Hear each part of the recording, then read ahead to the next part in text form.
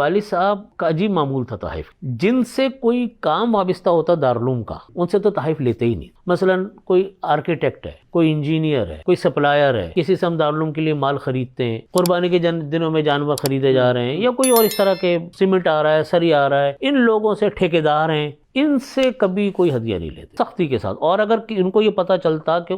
فلانے نے دارالعلوم کے کسی آدمی کو ہدیہ دیا تو وہ سخت ناراض ہو جاتے۔ ایک آدمی نے، میں نام نہیں لیتا، ایک آدمی نے دارالعلوم کے ایک آدمی کو عمرہ کروایا۔ اچھا، جن صاحب نے عمرہ کروایا وہ دارالعلوم میں کافی چیزیں سپلائی کرتے تھے، اور جن کو عمرے پر بھیجا گیا وہ دارالعلوم کے میں تھے۔ انہوں نے والد صاحب نے ان کو بلا کر کہا کہ دیکھو تم نے جو عمرہ کیا یہ حرام پیسوں سے عمرہ کیا ہے تم نے، اور یہ تم نے بالکل غلط کام کیا۔ اور فرمایا کرتے تھے کہ جس آدمی سے کوئی مفاد وابستہ ہے اس سے ہدیہ نہیں لیا جاتا۔ اس لیے دارالعلوم کے جتنے طلبہ داخلوں کے لیے آتے تھے ان سے کبھی ہدیہ نہیں لیتے۔ نمبر 2، کوئی دارالعلوم کو کوئی آدمی کوئی بال سپلائی کرتے ان سے ہدیہ نہیں لیتے تھے، اور جن سے ہدیہ لیتے تھے وہ درمیانے درجے کا ہدیہ، یعنی کہ بہت اعلیٰ عرفہ قسم کا یہ چکر نہیں ہوتا، اور نہ کسی کو لینے دیتے تھے، پتہ چل جائے ناراض ہوتے۔ جو تحفہ دارالعلوم میں آتا تھا بحیثیت صدر دارالعلوم کے، مثلا